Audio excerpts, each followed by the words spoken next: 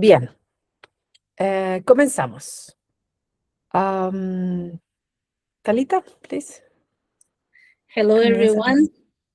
I am Talita Brusini. I'm a postdoctoral researcher at the National Autonomous University of Mexico, and together with my colleague, Marcia Montedonico, the researcher and PhD student at the University of Chile. We are both part of the organizing committee of this series, of the seminar series, and we will be facilitating today's session. Great. Hola a todos, buenas tardes o buenos días. Bienvenidos a esta nueva sesión de Agrovoltaicos sin Fronteras. Este es el webinar número 9 que estamos haciendo. Como dice Talita, soy Marcia Montedónico de la Universidad de Chile y hoy día les vamos a hablar sobre rendimiento de cultivos en agrivoltaica o en inglés Crop Performance in Agrivoltaics number 2, porque ya hicimos una primera de cultivos en el primer ciclo de webinar. Solo para aclarar que este es un webinar bilingüe, así que siéntanse libres de hablar en inglés o en español. Por favor, tengan el micrófono silenciado cuando no estén hablando y también decirles que tenemos una traducción simultánea que ahora mi colega Talita les va a indicar cómo se hace. So for those who require this real-time translation, the Google Meet platform offers you a live voice translation tools. So you simply need to open the meeting tools menu in this 9 dots menu. You select translation. You can configure both the language you speak and the language you would like to hear. So for example, if our speaker is presenting in English, you can choose to listen in Spanish.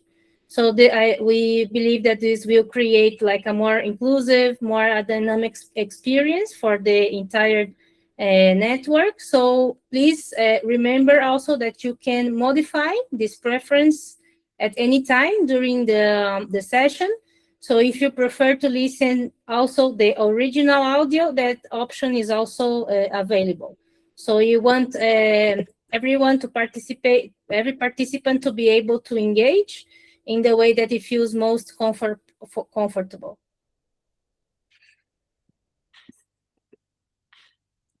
Ok. ¿Sí? Ya se mostró. Yes.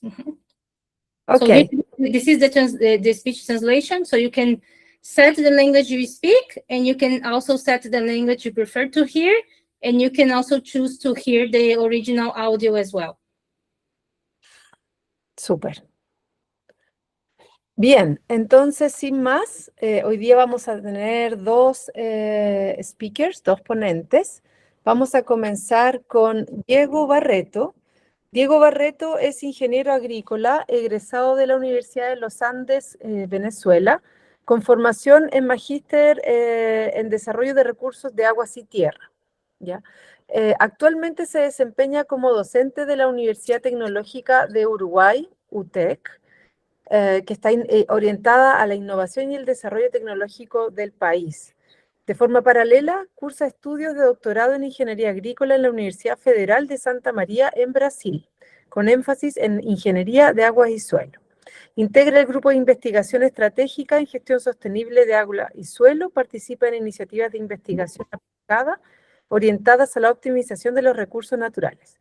En este contexto, entonces, Diego contribuye al proyecto piloto de agrofotovoltaica, que es una línea de investigación innovadora que integra la producción agrícola con la generación de energía solar, buscando mejorar la eficiencia y el uso del agua, el suelo y la energía en sistemas productivos sostenibles.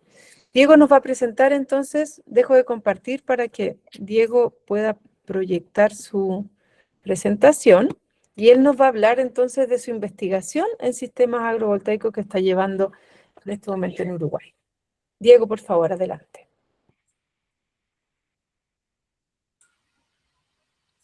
Buenas tardes, ¿se me escucha allí? Perfecto. Bien, ¿están viendo la pantalla correctamente? No se ve Ahí se está. Ahí, ya. Ahí está. Ahora tiene Diego. ¿Está bien? Bien. Bueno, buenas tardes. Soy Diego Barreto y en primer lugar quisiera agradecer a la Alianza Agrivoltaica Latinoamericana, a Marcia, a Talita, especialmente por este recibimiento y por la oportunidad.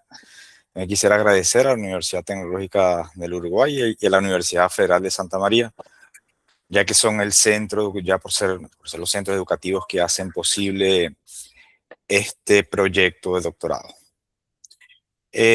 Mi ponencia, mi presentación está orientada, bueno, le coloqué como título la producción de lechuga en el primer sistema agrofotovoltaico del Uruguay. Y es una parte, básicamente está basada esta presentación en el proyecto de doctorado que estoy realizando en la UFCM, que tiene por título Evaluación de un sistema agrivoltaico con lechuga sometida a diferentes niveles de riego. Para enmarcar este estudio, bueno, la agrivoltaica se puede, digamos, introducir de muchas maneras.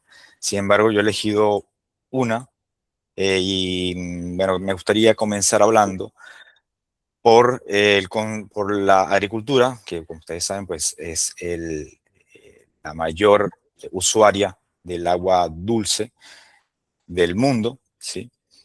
Y bueno, a nivel nacional o latinoamericano, estamos alrededor, bueno, un poquito más, parece 75%, 80%. Además de esto, como ustedes sabrán, pues el sexto informe de evaluación del IPCC advierte con alta confianza que el cambio climático está intensificando el ciclo hidrológico. Y entre diversos efectos, bueno, él trae un aumento de la tasa de evapotranspiración, lo que se traduce en una reducción directa de la humedad en el suelo. Por otra parte, Uruguay posee es un país que posee un clima templado y húmedo, pero es altamente vulnerable a la variabilidad climática, especialmente a las lluvias. De hecho, en el último déficit hídrico importante que ocurrió en el país desde 2020 a 2023 generó pérdidas millonarias en el sector hortofrutícola, lo que evidencia que la productividad del agua, entendida esta como la unidad de producto vegetal obtenida por unidad de volumen de agua utilizada, así como la conservación de la humedad del suelo. Estas son medidas, digamos, importantes de adaptación ante el cambio climático para garantizar la estabilidad de las cosechas. Y bueno, y aquí donde pensamos, bueno, que entendiendo que junto con la temperatura del aire, la humedad atmosférica y la velocidad del viento, la radiación es uno de los principales parámetros climáticos que afecta la evapotranspiración, por lo que el control de la radiación es una de las vías para la conservación de agua en el suelo. De hecho, los diferentes estudios en agrivoltaica indican que la intercepción controlada de la radiación actúa justamente como un escudo térmico que reduce la temperatura tanto del aire como del suelo. Por lo tanto, disminuyen la evapotranspiración y en consecuencia también la demanda de agua de las plantas. Y ahora nos preguntamos, bueno, ¿por qué se ha elegido lechuga para este estudio? Bueno, existen, digamos, varias razones, una de las cuales es que la lechuga es una planta de metabolismo C3 que presenta una tolerancia importante al sombreado parcial. Son estudios que, bueno, que se han demostrado justamente por los autores que muestro en pantalla, y ellos han demostrado que bajo condiciones de radiación reducida, este cultivo presenta adaptaciones interesantes, como adaptaciones morfológicas en realidad, como el alongamiento de las hojas y el aumento del área foliar, lo que mantiene también un adecuado rendimiento o crecimiento. Por otro lado, también el ciclo vegetativo, el ciclo de maduración es relativamente corto. Dependiendo de donde se esté ubicado, por supuesto, puede variar entre 30 y 60 días aproximadamente, un lapso general, después del trasplante. Y esto, por supuesto, permite realizar varios ciclos en un corto tiempo.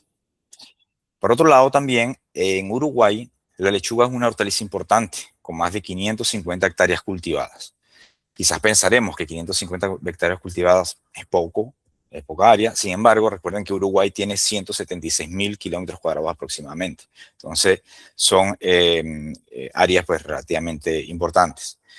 De esas más de 550 hectáreas sembradas de lechuga, el 65% aproximadamente representa cultivo a cielo abierto. ¿Está bien? Y además, por supuesto, la lechuga representa también un rubro esencial para la dieta local y tiene una alta rotatividad en los centros de comercialización, como es el caso de la Unidad Agroalimentaria Metropolitana de Montevideo.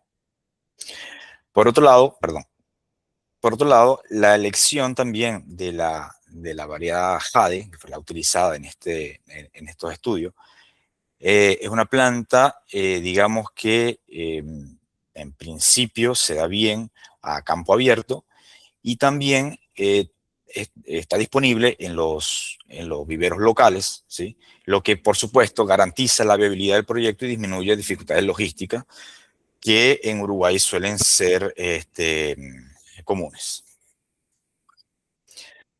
Y dado las ideas anteriores, bueno, aquí les presento el objetivo general, que es evaluar un sistema agrivoltaico con lechuga sometida a diferentes láminas de riego. En principio, presentarles la localización del sistema donde se están realizando los estudios.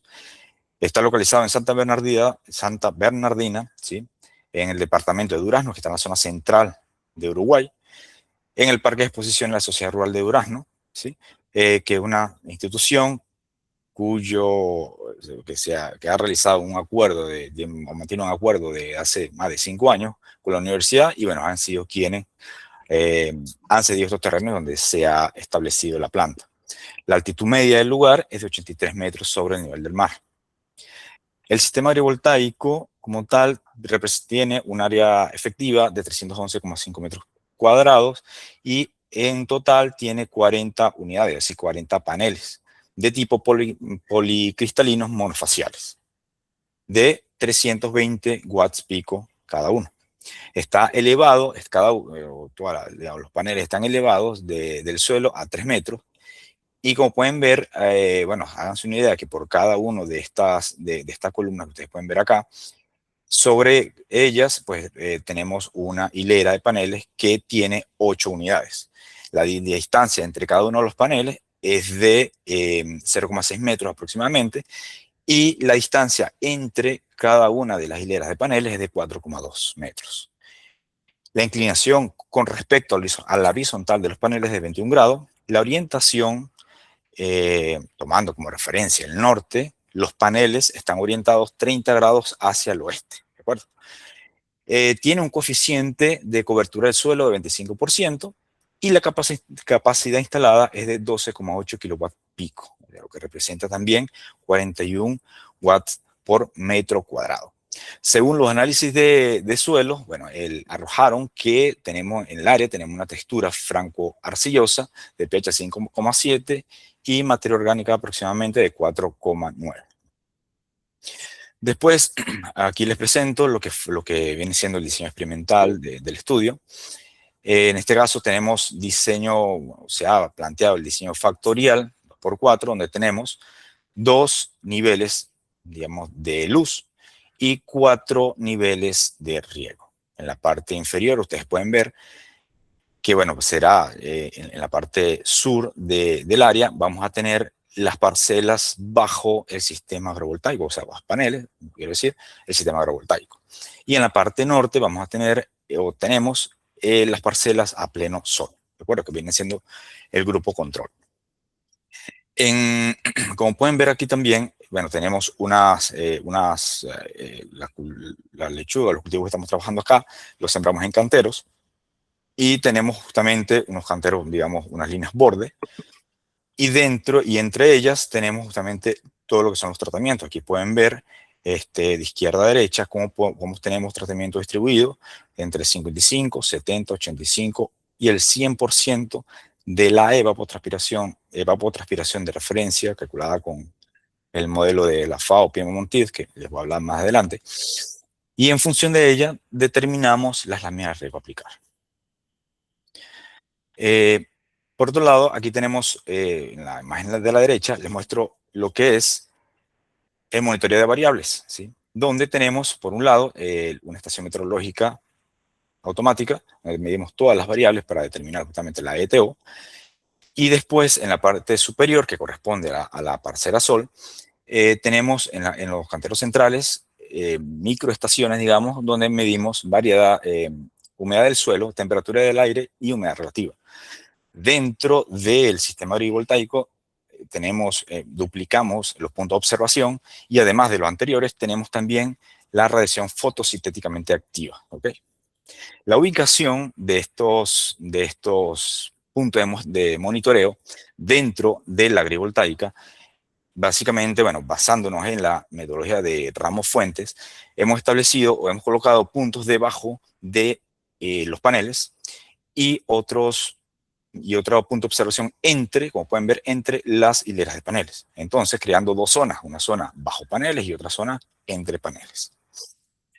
Después también tenemos sensores, o los sensores de suelo han sido instalados a 10, 30 y 50 centímetros del perfil del suelo, como pueden ver, para poder observar o registrar lo que sucede en estratos de suelo de 20 centímetros de espesor.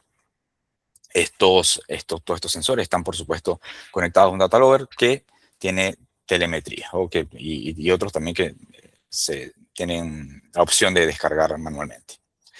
Después la lámina de riego, pues la determinamos con la ecuación de Fao-Piedmont-Montiel, publicada por la FAO 56, ¿sí? Por el modelo que ustedes están viendo en pantalla, bastante conocido. Y posteriormente, la evapotranspiración de la lechuga, pues la determinamos a través de la metodología del coeficiente del cultivo. Finalmente, determinado esto, realizamos o aplicamos el balance hídrico del suelo y de esta manera pues determinamos la lámina de riego. Como algunos resultados preliminares, les quería mostrar esta imagen. En la derecha, aunque no tiene cultivos, pero la elegí porque se ve cómo están proyectadas las sombras. Como decía, en el punto intermedio, o sea, tenemos dos zonas, una zona bajo panel y otra zona entre paneles. ¿Okay? La gráfica que está a la izquierda, como pueden ver, representa la dinámica a lo largo de un día. Digamos, seleccioné uno de los días dentro del ciclo pasado, que fue el que realizamos en diciembre. Fue un cultivo que se sembró el 26 de noviembre y se cosechó el 26 de diciembre. Entonces, bueno, he elegido un día más o menos cerca del, o cuando la lechuga está en su etapa pronta o cerca de la cosecha. Entonces, aquí estamos viendo cómo es la variación de la radiación fotosintéticamente activa a lo largo de un día. ¿Okay? Las líneas azul oscuro representan la radiación fuera del sistema agrivoltaico. La celeste representan lo que sucede debajo de los paneles fotovoltaicos y la verde entre los paneles. Como pueden ver, lo primero que se puede observar es alguna interferencia, si se quiere, cómo cae esa radiación a medida que va pasando el tiempo, producto, por supuesto, de la dinámica del patrón de sombras dentro de esa área que está debajo de los paneles. Entonces, como pueden ver, para este día tenemos que bajo los paneles tuvimos de diferentes, digamos, interferencias, lo que sugiere que son producto de esa disposición de la hilera de los paneles del sistema, ¿de acuerdo? Y al final y en la tarde, ya probablemente aquí desde 3 de la tarde hasta final del día, pues tenemos más interferencia en la zona entre paneles. Lo que tenemos acá también nos indica para este día, como les indico, que bueno, se registró una caída, digamos, de la radiación par del 50% bajo los paneles, pero entre paneles únicamente de 14. Entonces, como pueden ver, que hay una diferencia de sombra o de intercepción de radiación de acuerdo con cada punto del sistema. Y en términos de la integral de la luz diaria, la par para este día fue de 62 mol por metro cuadrado día. Bajo los paneles, por supuesto, como decimos aquí, 50%, pues fue el 50% es 31, y entre paneles fue un poco más de 54.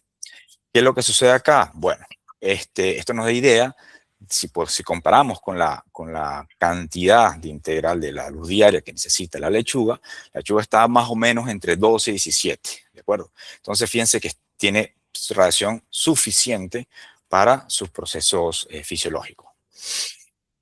Por otro lado, tenemos también la dinámica del aire a lo largo de este mismo día. Como pueden ver, también, obviamente, en la noche pues, se mantiene.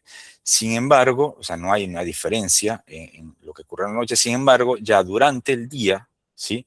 Existe ya una diferencia de temperatura. Como pueden ver, la temperatura bajo de los paneles, ¿sí?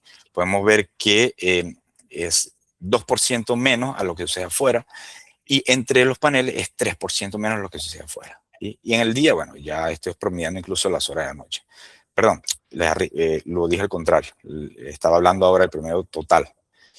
Pero incluso del día, simplemente tomando después del amanecer y antes del anochecer, fíjense que es mayor, ¿sí? 3% para la zona bajo paneles y 4% entre paneles. La humedad relativa, pues como ustedes sabrán, pues también existe una relación directa entre la temperatura y la humedad relativa. La temperatura aumenta, la humedad relativa disminuye y viceversa. Por lo tanto, pues también se esperaba que existiera alguna relación acá. En la noche, bueno, justamente hay una cosa interesante que para este día, como insisto, bajo paneles, bueno, no hubo un cambio con respecto al área fuera el área de influencia del sistema, pero sí hubo un aumento o al contrario, una disminución de la humedad relativa fuera del área, ¿sí? Con respecto al día, fíjense que la humedad relativa se mantuvo por encima de lo que sucede afuera, ¿sí? Bajo paneles. Y entre paneles, también un 3%, se registró temperaturas mayores a lo que estaba sucediendo fuera del sistema.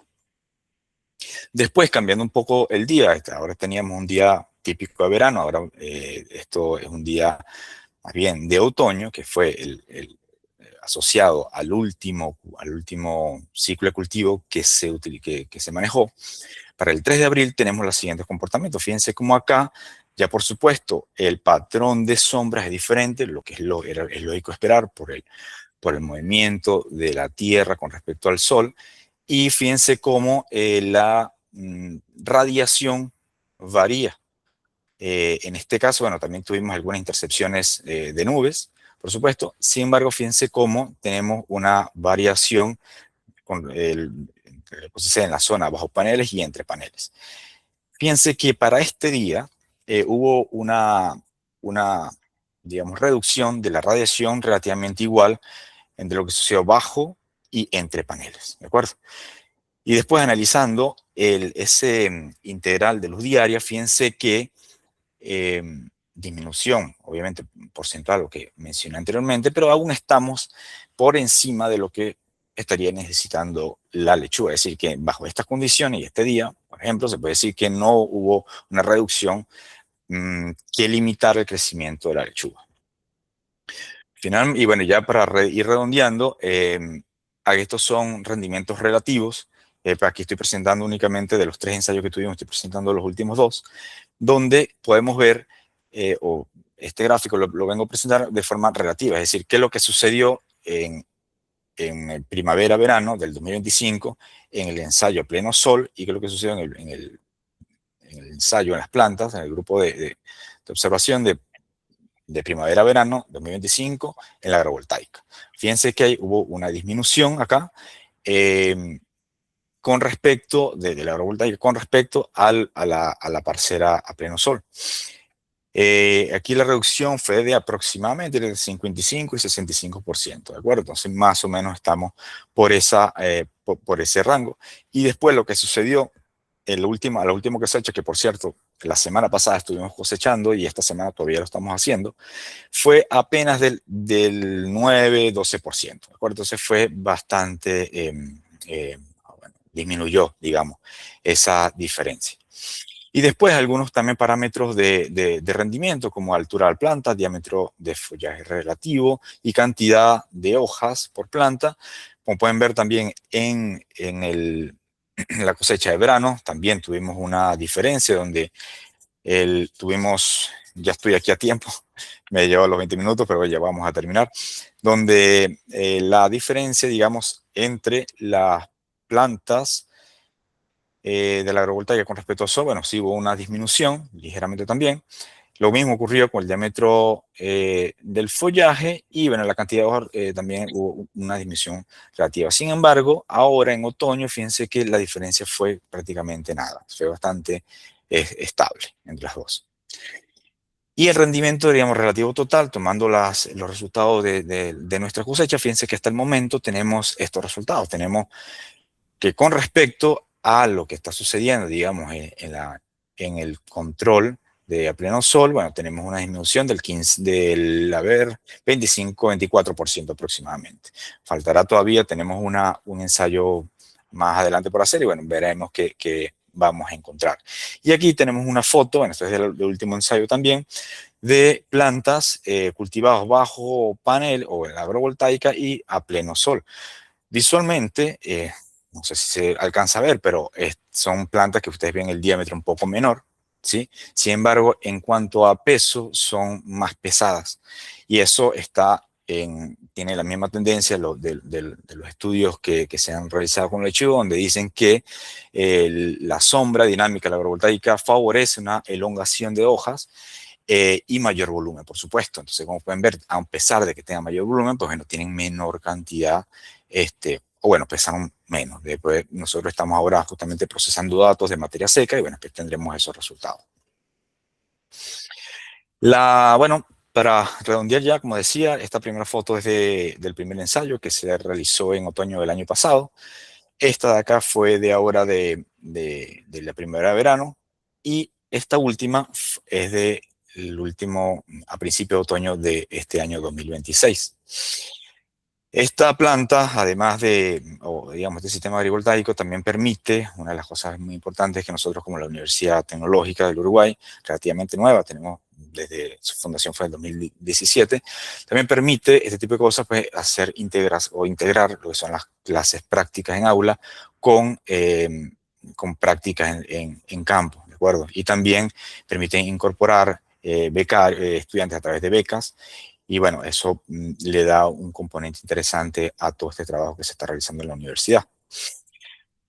Como muestra, en el 2002, en octubre de 2022, nosotros, este es el espacio donde estaba proyectado el sistema. Después, en el 2023, en diciembre de 2023, ya se había comenzado con alguna preparación de suelo en la instalación de la planta, ya la parte, digamos, metálica, la estructura metálica. Y ya para el 2025 justamente ya estamos comenzando a hacer los primeros ensayos. Finalmente, bueno, la referencia utilizada para esta presentación. Y bueno, finalmente el equipo de trabajo, al cual siempre se les agradece por todo el esfuerzo y gracias a ellos es que se está haciendo, que esto se está llevando a cabo y por supuesto a la dirección también de Investigación y Desarrollo de la Universidad Tecnológica del Uruguay, así como también los par del equipo de universidades brasileras que también forman parte de este equipo de la Universidad Tecnológica del Uruguay. Bueno, muchas gracias por su atención. Muchas gracias, Diego. Muy interesante la presentación. Qué bonito el grupo final también, multipaís, también, que esa integración que están haciendo muy, muy, muy bonito también. Veo si es que, por favor, siéntanse libres de levantar la mano y hacer preguntas. Recuerden que tenemos la posibilidad de traducción simultánea, de translation in the 9 points, if you want to translate to English. Si tienen dudas con eso, por favor, pregunten. Y yo quería partir abriendo un poco la conversación, pero por favor, siéntanse libres de preguntar más. Ahí se están acumulando preguntas. Quería preguntarte, Diego, por el diseño, ¿verdad? El diseño de este sistema, que es un sistema parecido a los que hacen en Alemania, ¿no? Como con bien altos para que pueda pasar la maquinaria, con paneles intercalados. Tenía la siguiente consulta y según la foto que muestras, ¿verdad?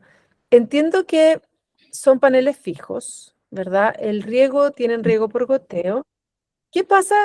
No sé si en ese lugar llueve mucho o no llueve mucho y si se genera algún cambio en el patrón de lluvias dado por los paneles y cómo lo manejan.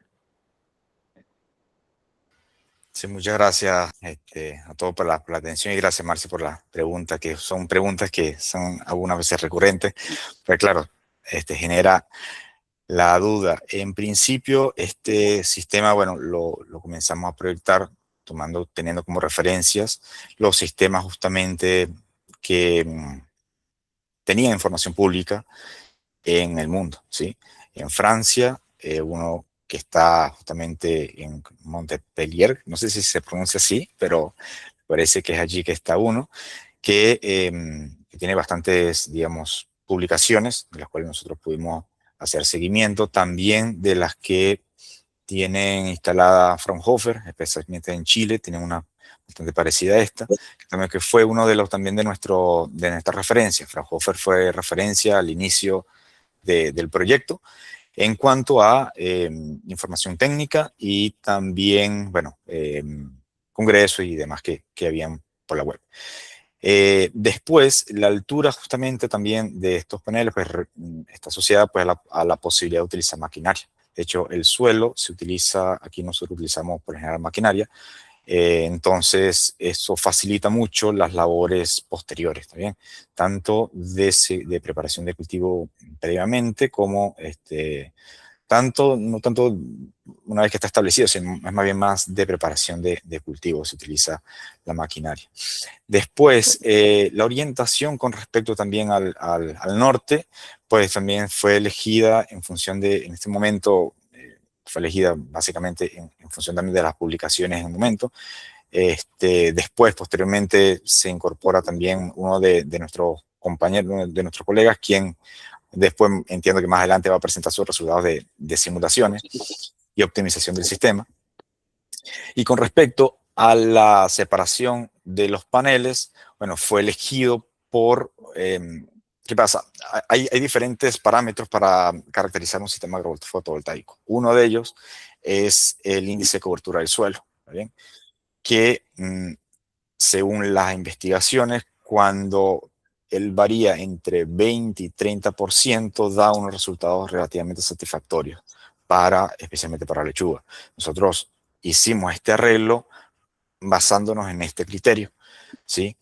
Para poder obtener, en este caso, un 25-26% aproximadamente de esta sombra que ustedes están viendo en pantalla, que se ve acá. Bueno, justamente la sombra ocupa el 26% del área total, ¿de acuerdo? Entonces, más o menos por ahí que nosotros planteamos.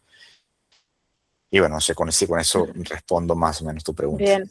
Sí, mira, justamente, muchas gracias. Hay otra pregunta relacionada con eso, una pregunta de Iris Banda, que dice, ¿el viento es un problema en esa región? Lo comento por la altura de los paneles. Sí.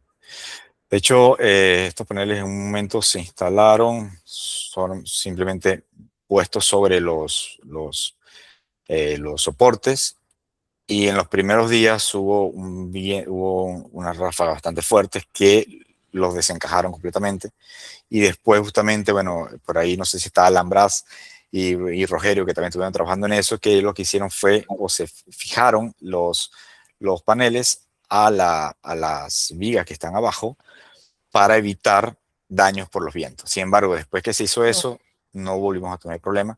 Sin embargo, los vientos son bastante fuertes. Podemos tener incluso una vez, como una anécdota, teníamos dos tanques aquí, uno de ellos estaba suelto y en el día siguiente, después de una ráfaga, este tanque que estaba acá, como ustedes lo pueden ver en este mi mouse, llegó a parar por este lado, en medio de la planta. Wow. O sea que tenemos realmente unos vientos bastante fuertes. Y olvidé responder algo sobre la precipitación. La precipitación aquí en esta área, bueno, puede variar en función, ustedes saben, del ENOS, ¿sí? De estos fenómenos climáticos que acontecen. Sin embargo, para el último cultivo, por ejemplo, tuvimos un evento de lluvias que en un día únicamente cayeron 120 milímetros aproximadamente. O sea, fue bastante. Podemos tener situaciones de esas, como podemos tener otras situaciones donde la cantidad de agua, bueno, puede ser relativamente baja. ¿De acuerdo? Entonces, es bastante variable por acá. Ok. En eso mismo, pregunta Juan Omar Molina Fuertes, ¿cuántos de agua requiere cada lechuga por día y cómo se llevó a cabo el proceso de riego? Sí, bueno, fue una cosa que dejé un poco de lado quería enfocar un poco en la producción, pero en los milímetros, por supuesto, dependerán de cada estación, ¿de acuerdo? En verano se requirió más, en verano imagínense que la evapotranspiración de referencia llegó incluso a 9 milímetros por día, y ahora en otoño alrededor de 4 milímetros por día, entonces es bastante variable. Y de acuerdo a eso, bueno, los milímetros en verano hubo un momento que se aplicaron 10 o 12 milímetros, ¿de acuerdo? Entonces, y ahora en este último experimento se aplicaron alrededor de, por día, estoy hablando, sí, más o menos eso, como 5 milímetros por día aproximadamente, alrededor de eso. Bien, muy bien. Muchas gracias. Para cerrar, una última comentario muy breve. ¿Probaron las lechugas de sabor? ¿Hay diferencias entre ambas o el sabor es similar?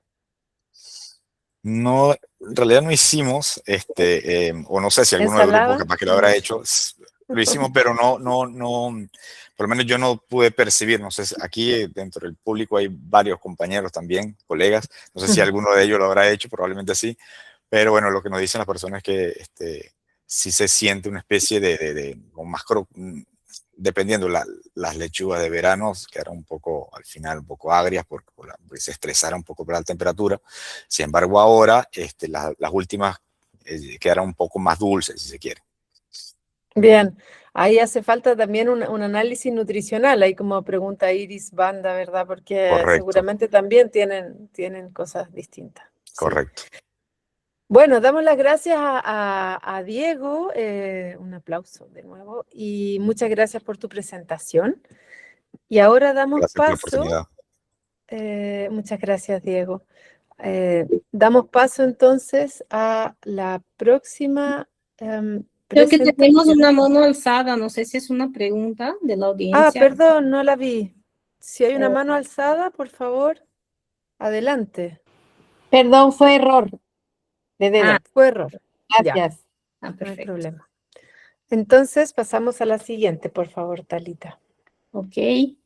Gracias, Diego. So our next speaker is Julie Burden. She's an agricultural researcher based in Hawaii, whose work focuses on agrivoltaic systems, environmental soil science, and coffee production. She currently serves as a program director of the Agrivoltaic Research and Development Center, where she leads applied research on dual-use solar and agricultural systems, with a strong emphasis on crop performance, water use efficiency, and land use optimization. Her work combines field trials and farmer-oriented research to better understand how crops respond to modified light environments under solar infrastructure, and with the goal of supporting economically viable and resource-efficient agricultural systems in Hawaii and other tropical and subtropical regions. So today, her presentation is entitled Tropical Crop Production in Utility-Scale Agrivoltaic Systems. And before we give the floor to Julie, please feel free to share your questions and comments in the chat throughout the presentation, so we can address them at the end of the talk. And we are also happy to help with the translation if needed. So thank you, Julie, again for being with us today. And please, you can go ahead with your presentation. All right, thank you so much for that lovely introduction. And thank you everybody for having me here. I will share my screen here if I can. All right, can everybody see this okay? Okay, perfect. All right. So I'm today going to talk about our site in Mililani. I'm here in Hawaii on the island of Oahu. Oahu has particular challenges because we have some of the highest population density of the island, so therefore the highest power demands. A lot of our renewable. Sorry, Julie. Sorry. We are seeing your presenter screen, I guess, because this, if you can take off this, or because we are seeing You can see a window with the participants. Yes. Oh, yeah. That's perfect now. Great. Okay now? Now Yes. it's perfect. Thank you. Okay, perfect. Sorry, sharing the whole screen. Okay, great. So a lot of what our renewable energy is going to look like is going to be higher density panels, optimized for energy efficiency, because Oahu in particular is quite land constrained with the highest kind of power use. So a lot of what our initial goals have been since we started this project is really understanding how these high panel density systems could basically improve our local food system, and really looking at crop production within these like more densely panel systems. So I work for the Hawaii Agriculture Research Center, which was mentioned earlier. We're a diversified 501c3 private nonprofit. So we do a mix of public and private research. This actual project is privately funded by 3 energy developers and a renewable energy advocate. And our whole goal hasn't been entirely, I would say, to publish this whole time. What our goal has been is getting plants in the ground, studying performance, and then communicating that to farmers who would be interested in adopting this system. Right away, kind of Hawaii Agriculture Research Center developed this kind of satellite location in which we're calling the Hawaii Agrivoltaic Research and Demonstration Center. It's basically our agrivoltaic satellite site. So that is kind of where we're at. And then before I really get started into all the different crops, I really wanted to be able to explain to you guys the configuration of where we're doing this research. So when this project started in 2020, Lani Kuhana, which is at Clearway Energy, was operational and going. We're basically moving agriculture into a utility scale space, which makes this project a little bit unique. You can see here that our research project began exactly or approximately 1 year after the site became operational. This site produces 14 megawatts. It's on 80 acres.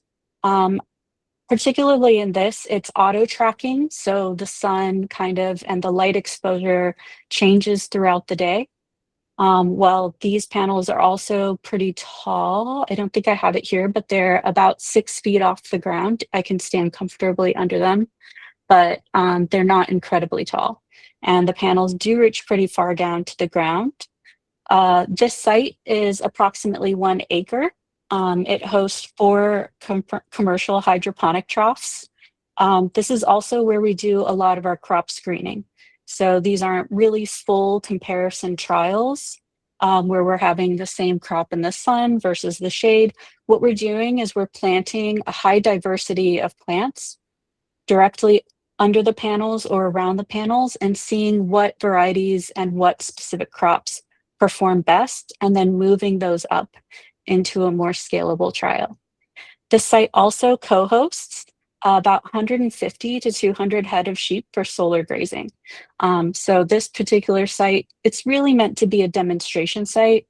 We bring out a lot of tours here, a lot of people who are agrivoltaic curious. There's a lot of different types of agriculture. It's really meant to inspire farmers and policymakers, while also allowing us to test some of this crop screening that we do. So I want to talk a little bit about this crop screening approach.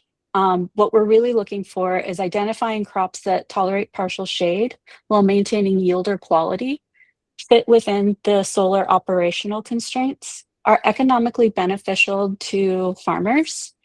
And then depending on how the crops do and those varieties do, we sort of expand or try to, I would say, refine how we're going to scale it. So on the picture here, you can see some of the many crops we've tried. Up in the top is turmeric, a root vegetable, as well as carrots. We're also trying log mushrooms. We've got some beans, some chard, and strawberries. So very diverse, some semi-perennial, some perennial crops. And then some of the other tropical crops that we've been really working and finding synergistic in these systems has been mamaki. This is a native and endemic plant to Hawaii. It has a local market, but it's expanding into the continental market as a ready-to-drink tea beverage. We've also tried peppercorn. We've had huge success with vanilla, actually. You can see in the picture here. This is one of our vines from our vanilla. On the lower left here, it's a 2.5 years old, and we just got 40 flowers. And this is trellised directly under the panels. We have our first 2 kind of ripe pods from last year that we can see in the lower right here. We're also growing taro, ginger, turmeric, tea, sweet potato. Taro and sweet potato are incredibly important calorie and nutrient important crops for Hawaii. And we've also been exploring a little bit in the floriculture space. And with that, I want to get to our second site. So our second site actually became operational in July of 2022. This is again hosted by Clearway Energy and Mililani 1. We are already kind of well into the project at Lani Kuhana. You can actually see it in this map on the left here. So Lani Kuhana is just north of Mililani, where I have the square you can actually visually see how much wider the spacing is for Lani Kuhana versus this site. So after this site became operational and we saw it, we decided we need to transition all of our research to this site.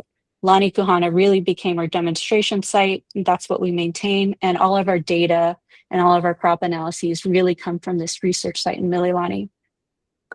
It is a single axis auto tracking bifacial panels. It produces 39 megawatts. Clearway tells me it's about 4 times as productive in energy versus Lani Kuhana. It is actually 131 acres, of which we have an allotted 3 acres for our research. And particularly this note, it's 21 feet between arrays, whereas Lani Kuhana was 34. So we're really seeing a really heavily shaded environment here, much more in comparison to Lani Kuhana. And so even between these 2 sites, we get quite a bit of crop shift and crop performance. And so our experimental design for our research site, we have 3 rows that are planted in the west, center, and east locations between the panel arrays. This is great. And then we also simultaneously plant that with our full sun control plot, which is located in our Lani Kuhana demonstration site. What we're able to do here is plant 3 identical rows in a control plot, 3 rows in an agrivoltaics plot. And what we're really doing is just adding the light treatments from the panels. And we're able to see exactly where within those panels, whether it's the west edge, the east edge, or directly in the center, a particular crop performs best. And in this way, we're able to see a very much apples to apples comparison on what a specific crop does in a conventional full sun plot versus this plot. Each row, as we plant them into 4 blocks per kind of row. So west will have 4 blocks or 5 blocks, center 4 or 5 blocks. So everything gets replicated within row to really give us more confidence in the yield data that we're getting. And so to date, we have actually completed 11 full comparison trials. They are great. We've been able to do a diversity of crops, and we hope to be able to expand that to 15 this year, or 16. What's really important about this is as we do these trials, and I'll actually go back, we're able to see if there's any kind of differences in terms of days to maturity. So if we can get an extended harvest, or if we can harvest faster with the panels or without the panels, that's important information. And then kind of within the array, if a farmer is interested in adopting a crop or moving into an agrivoltaic system, they're able to know where to plant that crop to best meet yield requirements. So yeah, so the way I explained it earlier is kind of a visual. We crop screen, so we're doing just a large variety of crops.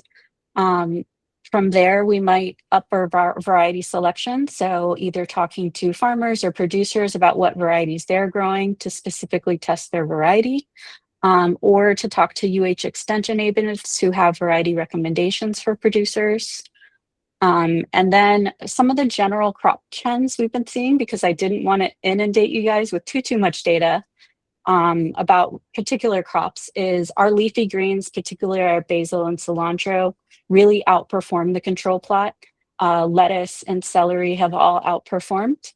Many other crops that we've tried, including hot peppers and tomatoes, and here onions, underperform. It's delayed by harvest by 2 to 3 weeks, and then the yields can be somewhat smaller and variable. The onions, I would like to revisit. We just completed that in February, and it was our rainy season, which is a terrible time to grow onions. So we're going to retry that in the summer of this year, getting ready to replant that coming up. And what we have observed is we actually don't have any really beautiful soil moisture sensors like Diego was presenting just a few minutes ago. Hopefully with a bigger budget and some nicer data logging equipment, we can get a very precise amount, but just on how much irrigation we need and run within the system, we actually see a 50 to 70% during rainy season, 100% reduce in water needs, which is really exceptional. And we're pretty excited that we can move these kind of leafy green crops and herbs into these systems and just save that much water off the bat. In Hawaii, because this is utility scale, we're also having conversations about farming intensities and being able to talk about where the right farming intensity is for the right operation. So many places for scale, especially, row cropping might make the most sense. By row cropping, I mean kind of a monocrop where you're really just farming, like, let's say sweet potatoes or maybe buckwheat or any of these kind of mechanically harvested crops that you can plant basically in the center. You can landscape around, but really you're just focusing on that center 8 feet that gets the most amount of sun and kind of mounding in there and being highly mechanized. There's also places in Hawaii where these panels are being built where agriculture probably wasn't really practiced, but mostly grazing.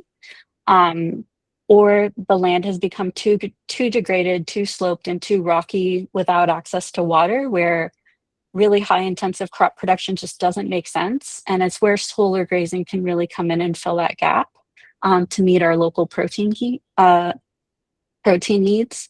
And so this might be even in a single, project where maybe parts of the project aren't suitable for in-ground agriculture, and you could have solar grazing on that same agrivoltaic project. And then of course we have our small diversified crop production. This is obviously the most labor intensive, but the most diversified, where you could have crops taking up space directly under the panels. You could even have within rows diversified crop production, growing herbs on the east and west centers and a full sun crop in the very center. And so as I talk to people, particularly here in Hawaii, about agrivoltaics, I talk about how there's different models and it really depends on scale and basically economics on what kind of approach you decide to take with agrivoltaics, because there is a microclimate you can take fully advantage of, but it doesn't make sense everywhere all the time. And then I also wanted to talk about what we have just planted. We planted a coffee variety trial. It features around 30 different varieties of coffee that we actually host at HARC. This is part of a statewide variety trial that's actually being grown conventionally in full sun at different farms around the state, and we decided to add some of them underneath the panels. This is particularly exciting because I think that coffee is a great crop, but very little is known about how this kind of level of shading will impact performance. There are a few varieties I'd like to add to this trial, particularly that have shown better shade tolerance. So the big risk is that a lot of the literature that studies agroforestry typically has a little bit lower shading intensity that's been published from what we see under the panels. We'd really like to understand how these variety differences can kind of explore how the phenotyping will work of these varieties under the panels. But we see this as a very compatible crop if the yields can maintain and there isn't too much elongation of like kind of reaching up for the sun, which some varieties will inevitably do. This will also, being able to move these under the panels, save a significant amount of water for coffee production in the state, which is usually not irrigated, but can be, especially lately as our rainfall has been more and more unpredictable. Irrigated coffee will become a necessity. So what I wanted for everybody for key takeaways is tropical crop production and utility scale is and utility scale solar is possible, but crop selection and configuration are really critical. Shade tolerant, high value specialty crops show the most promise, especially here in Hawaii, where we just have huge economic restraints.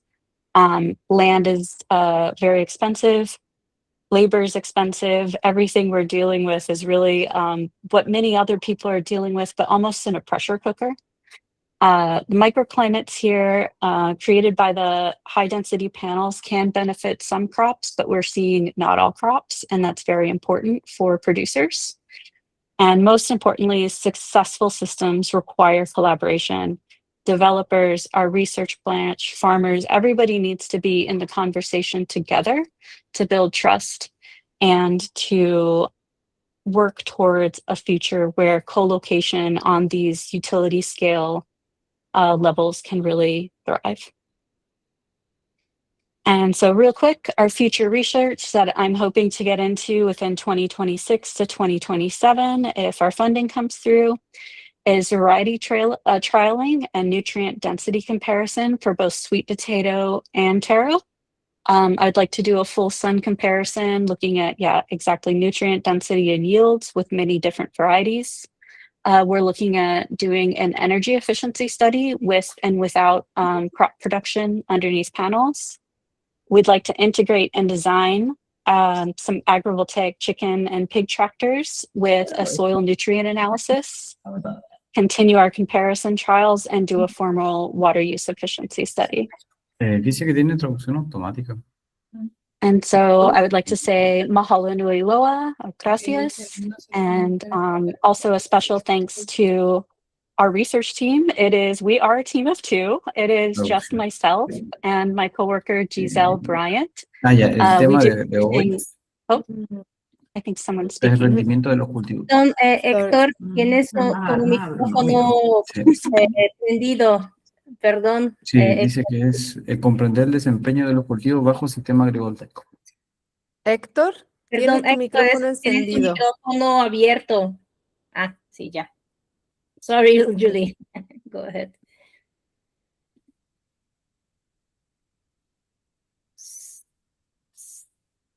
Julie, thank you. I don't know if, sorry, we had the microphone on.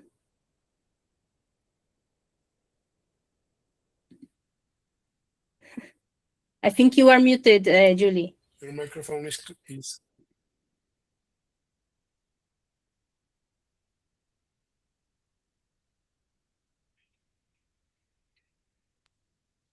Okay, I'm back. Sorry, I think I got automatically muted. But yeah, I'll stop sharing here and just say, yeah, open to any questions. I had my email there. Everybody, organizers here have my email if anybody has any particular questions or any details. This was a very broad overview of our research without a lot of particulars, but I'm happy to share any of our data, any of our particulars, or anything else. So just let me know. Thank you, Julie, for the presentation. It was really interesting to see the diversity of crops you are testing and how differently they respond depending on the agrivoltaic condition. So we already have a few questions. Let's give them the audience some time to prepare their questions. I would like to ask you a couple of questions as well. I was particularly interested in the crop screening approach you described. So do you think this kind of broader, like exploratory strategy, testing many crops and variety directly under real agrivoltaic conditions may actually be more useful for practical agrivoltaic development than focusing only on highly controlled comparison trials? This is my first question. And another thing I thought I found very interesting was the potential for high value crops, especially vanilla and coffee. So in the university, I learned that coffee prefers like cool feet and warm head, like meaning that they prefer like cooler root zone conditions combined with a good light availability. So do you think this microclimatic buffering created by agrivoltaic systems could be advantageous for coffee production when you have warming climate conditions? So I'll speak to the coffee question first, so that's fresh in my mind. What we have seen with our data that we have collected is reduced soil temperatures. I'm going to use Fahrenheit because that's what we use, but we have really seen soil temperatures not go above 80 degrees Fahrenheit underneath the panels. In the full sun, for comparison, I've seen soil temperatures up to 140 on the surface. So that is definitely giving the coffee a bit more of a cool feet. Also a steady temperature, which is really important. Our ambient air temperature in and around the panels really doesn't change that much from the full sun. The perception of it being cooler definitely helps under the panels for ourselves, just being in the shade, but the ambient temperature still stays quite hot. So that is actually ideal for coffee because its roots do stay cool, while as the heat really keeps the relative humidity from getting too high. So potentially reducing the disease incidence, but we'll really see how this plays out in utility scale over the next 3 years, which we're really excited on seeing them. We planted them in October of last year, so 25, so they're really still in the establishment phase. And for your first question, when we started this crop screening process, it really is because Hawaii has such a huge diversity of produce. We import 85% of our food, which arguably might be higher. It's probably close to 95% of our food on barges and in freight. And so we're very food insecure. We essentially have 5 days of food if those deliveries stop occurring. And that's really terrifying for most citizens of Hawaii. So that's why we have such a really broad focus on food crops as well as specialty crops, is because we really need to meet our food goals. And obviously for economic reasons, you really want to do some value add to kind of make it financially feasible for farmers as well. So our approach when we started this in 2020 was a lot of the agrivoltaics research coming out at the time was modeling. And so we weren't really seeing how crops were physically performing at the time under the panels, which is when we developed a crop screening approach. And what we really like about it is that it sets us up for potentially a low effort, we are a 2-person team, way to kind of evaluate a crop's performance, kind of using observation and then scaling that into this high precision, high data collection comparison trial. And the comparison trials are meant to directly benefit farmers that are moving into this agrivoltaic space. And so that's been our approach, is just very practical, really setting up farmers for success who are moved into here. And just for example, our success story were those hydroponic troughs that I mentioned at the beginning. I built those for my master's thesis, grew an obscene amount of lettuce. I don't even like looking at lettuce anymore, but we grew them hydroponically. And those 4 commercial troughs were a copy and paste of a producer that he uses on his 3-acre farm. And now he has the confidence to invest into 40 acres of aquaponic agrivoltaic lettuce that will be being built by 2028. So he's already got a lease, he's found investors, and so they are going to be scaling and moving into Mahi Solar, which is going to be in Cunha here, and that's going to be 500 acres of dual use agrivoltaics, utility scale farming. So utility scale solar and farming. So we're excited about that. And so that's just the whole goal of our research has really been to help producers move into the space and be successful. Thank you. Very interesting, Julie. Thank you very much. We have a couple of questions from the audience. One question is, can you explain a little bit more about the future energy efficiency evaluation from Mariana Piñeiro?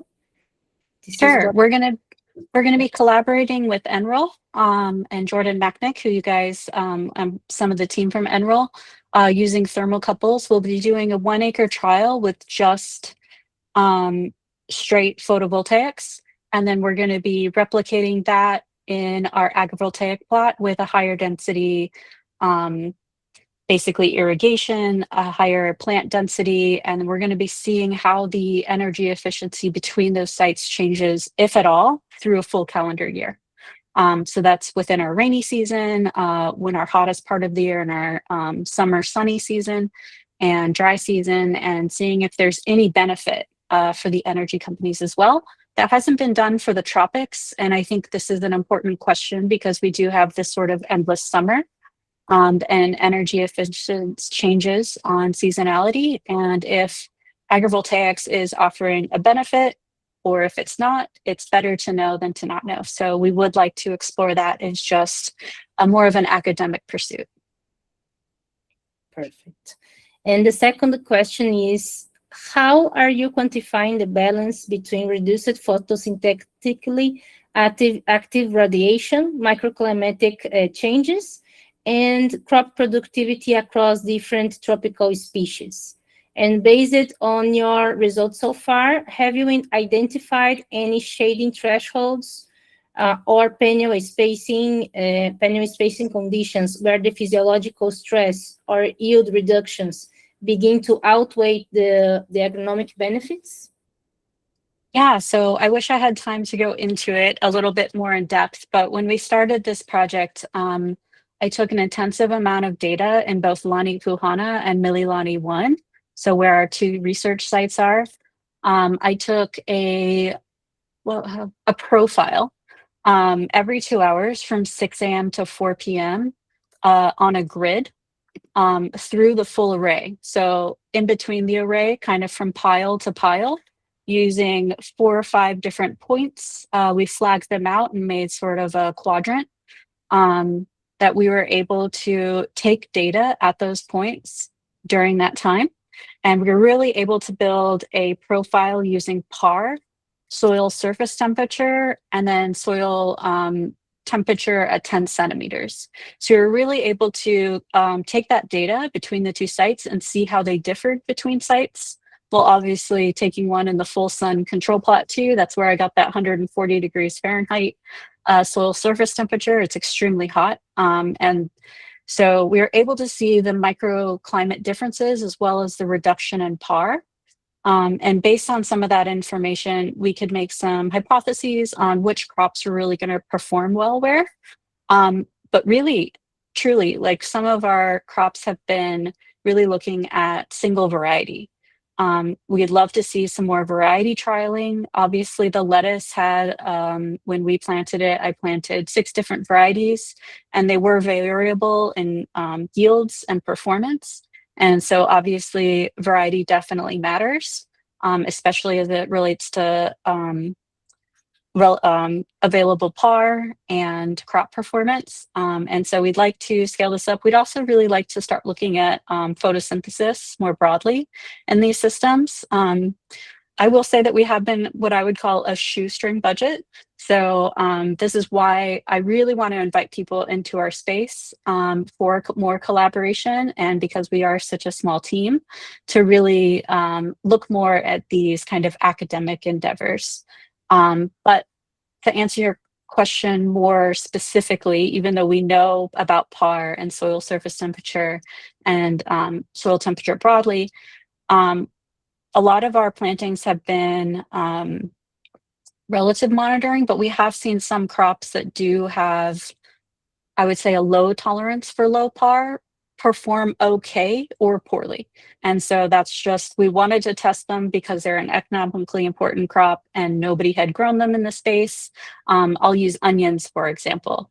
Onions really saw a delay in harvest time by 3 weeks. The bulbs were smaller, and the onions that we had planted on the periphery, so on the east and west side, really didn't grow, and they kind of rotted in the ground. And even though that's not, we're not going to publish that onion data, that's incredibly important information for farmers. And so they know that if they want to grow onions commercially, that they are going to be taking kind of a quality loss. But I grew it at the wrong time of year, so we're going to replant them and figure that out for sure. But just as an example, I hope that answers the question. Of course, yes. So I don't know if we have more questions, but thank you again, Julie, for your presentation, and Diego, for such an interesting discussion today. I think we have a couple of announcements. Okay. So before I pass the floor to Marcia to close the seminar, I would like to invite everyone to our next webinar on May 26th. Focused on ecovoltaics. So in this session, we will explore how solar energy systems can also support ecosystem services such as biodiversity conservation, pollinator habitat, and carbon storage. So our speakers will be Juan Pinos and Matthew O'Neill. So we also invite you to explore the upcoming sessions in our seminar series on our website. So thank you again for joining today. And now, Marcia, I'll pass the microphone to you. Muchas gracias, Talita. Gracias, Julie, también por la presentación. Nuestra translation se acabó, dura un cierto límite. Decirles que para la próxima vez tienen que activar la posibilidad de que sean traducidos también. ¿Ya? Eso lo vamos a explicar bien en el próximo, pero tienen que hacer que su voz sea traducida, o si no, no se puede traducir. Solo para ir cerrando, ya nos quedan poquitos minutos. Queríamos volver a invitarlos a inscribirse en la plataforma Agrovoltaicos Sin Fronteras, y acá voy a dar la palabra a Georgi. Please, Georgi, que nos va a presentar algunas cosas importantes de la plataforma. Okay, thanks for the introduction, Marcia. I'm going to go ahead and try and share my screen here. 1 second. Can you guys see the screen? Yes, now, yes. Perfect. Yes. Okay, great. So I'm going to try and be brief here since we've already had 2 wonderful presentations. Okay, so you can see here as you log in on the landing page, you have the upcoming talks.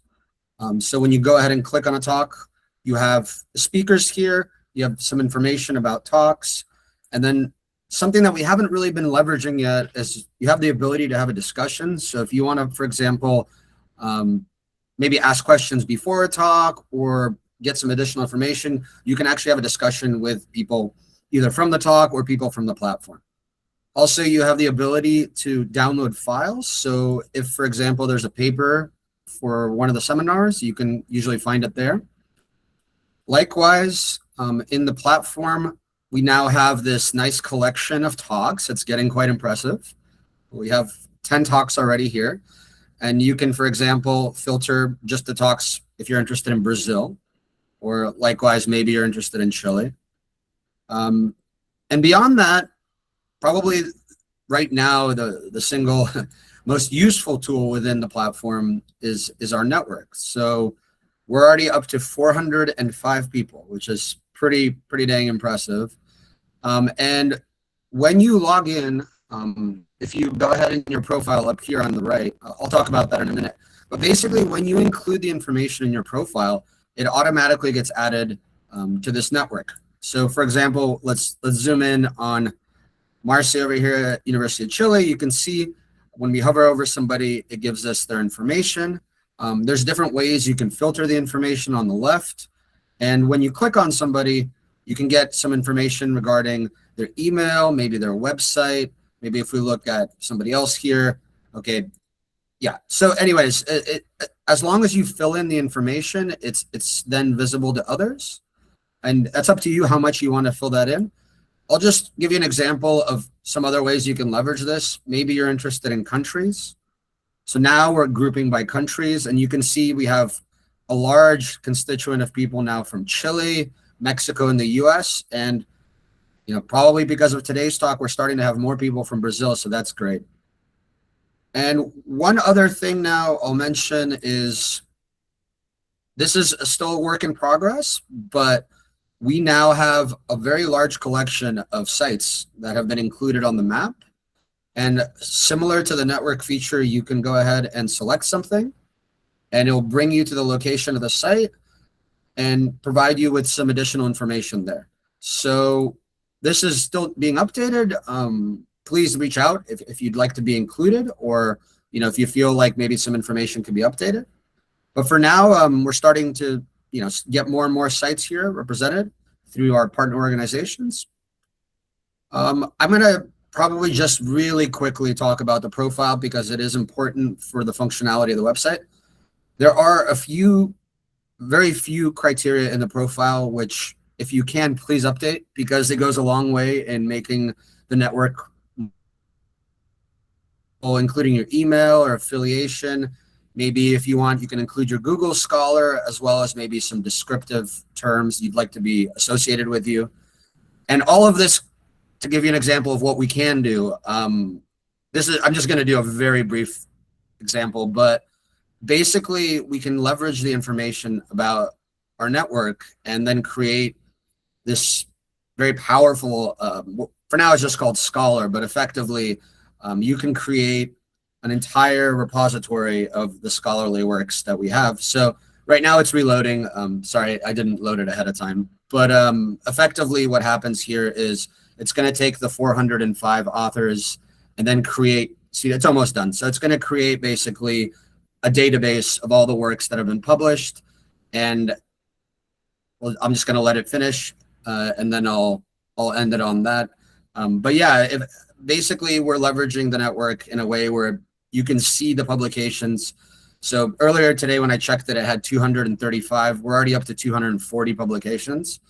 And they're basically arranged by date here. You can play around with that and arrange it in different ways. You can explore the connections between the different network participants. You can maybe filter to more strict or more relaxed criteria. You can filter by affiliation and so on. If you're looking to find more literature or maybe just explore the work of your colleagues, yeah, it's a pretty powerful tool, and it's specific to agrivoltaics. So it's just about the research and the people that are a part of this network. Okay, thank you. Muchas gracias, Georgi. es súper, es muy útil la plataforma. Los invitamos de nuevo a que se metan, se inscriban, pongan sus afiliaciones, porque es un ecosistema que se está generando bien robustamente, al igual que los proyectos.